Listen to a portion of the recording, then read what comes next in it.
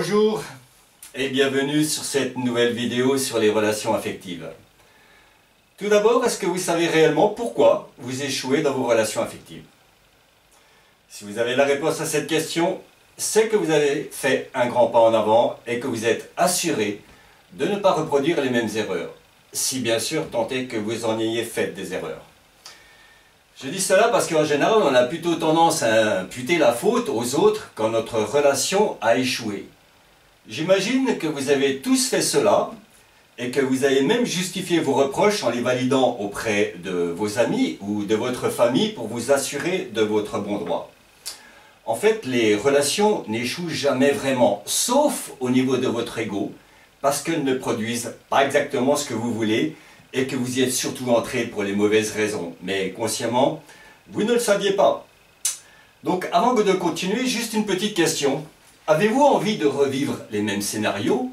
Ou êtes-vous prêt ou prête à recevoir les clés pour créer une relation harmonieuse ou reprendre une relation qui s'effrite? J'imagine que oui. Alors, voici ce que vous avez besoin de savoir. Ensuite, vous aurez toute liberté pour prendre les bonnes décisions et pour ajuster votre comportement.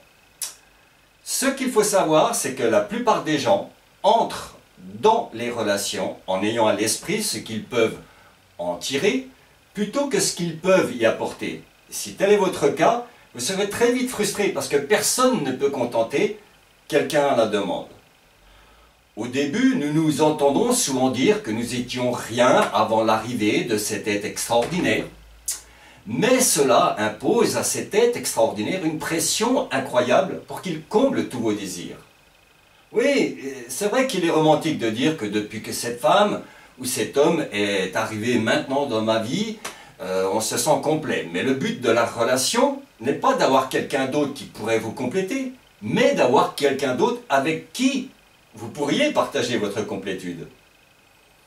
Au bout du compte, et avec toutes ces pressions, et pour sauver la relation, la personne que vous avez idéalisée va reprendre sa vraie nature et agir davantage en fonction de ce qu'elle est vraiment. Et c'est à ce moment-là que vous vous dites qu'elle a vraiment changé. En fait, vous devez comprendre que le but d'une relation n'est pas de vouloir accaparer et retenir l'autre, mais plutôt de décider quelle part de vous-même vous aimeriez voir apparaître. Oui, c'est paradoxal, mais ce qu'il faut apprendre, ce qu'il faut comprendre aussi, c'est donner aux autres et être le modèle de référence pour voir apparaître ce que vous aimeriez recevoir. Le paradoxe, en fait, c'est que par cette façon d'agir, vous vous donnez à vous-même. Mais attention, n'utilisez pas de stratégie manipulatrice, l'autre n'est qu'un miroir qui reproduit fidèlement votre attention. Si vous manquez de sincérité, c'est comme si vous faisiez le choix de rester malheureux.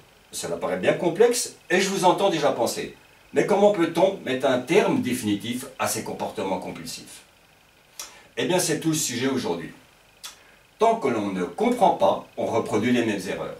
Parce que nous cherchons tous, en fait, à combler nos manques liés à l'enfance. Ces manques, ou plutôt dirais-je, ces carences affectives, qui ne pourront être comblées qu'en vous donnant à vous-même.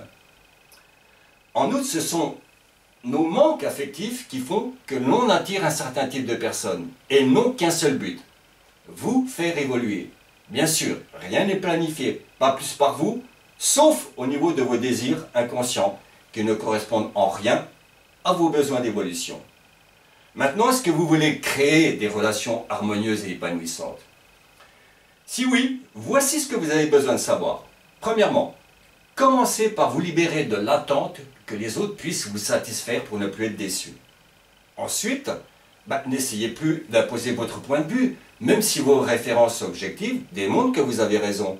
L'autre a sûrement un point de vue qui s'appuie lui aussi sur des références objectives. Vos valeurs. Chacun d'entre vous a des valeurs qu'il représente et qu'il défend âprement sans les remettre en question. Malheureusement, vos valeurs sont parfois incompatibles avec celles des autres. Et du coup, elles créent des conflits qui vous font, bien sûr, réagir et échouer dans vos relations. Vos besoins. Vos besoins découlent de vos valeurs et ne correspondent pas toujours à ce que vous croyez avoir besoin. Je vous renseignerai sur vos vrais besoins en analysant vos désirs. Et pour que vos désirs soient satisfaits, je vous donnerai les clés de la loi de l'attraction. Nous définirons ensemble ce qui est important pour vous afin que vous soyez bien aligné avec vos désirs.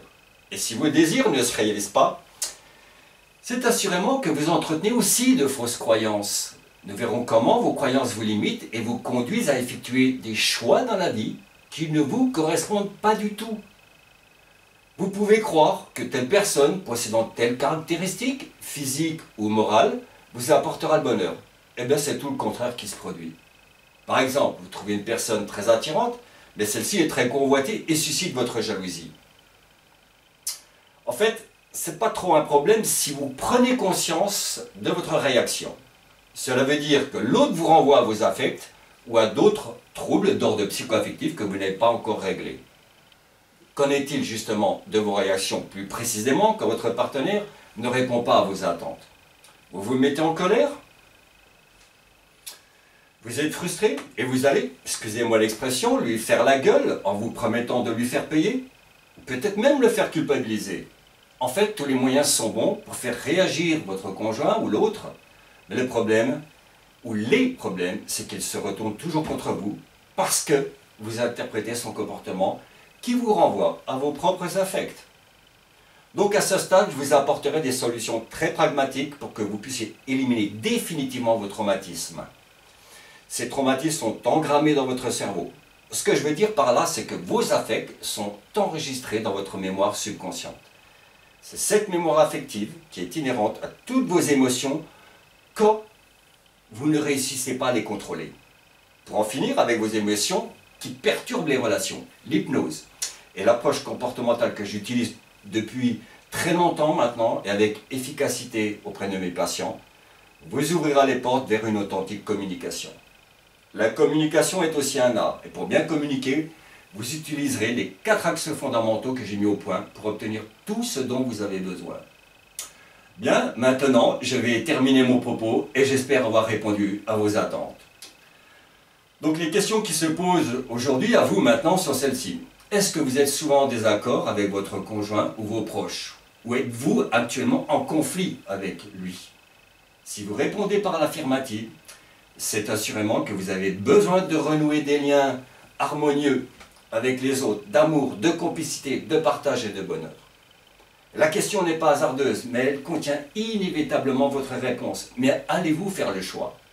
Je ne sais pas, mais seuls ceux qui font le choix de se faire aider peuvent espérer trouver ce bonheur. Alors si vous hésitez encore, appelez-moi gracieusement, afin que nous puissions ensemble parler des problèmes que vous rencontrez.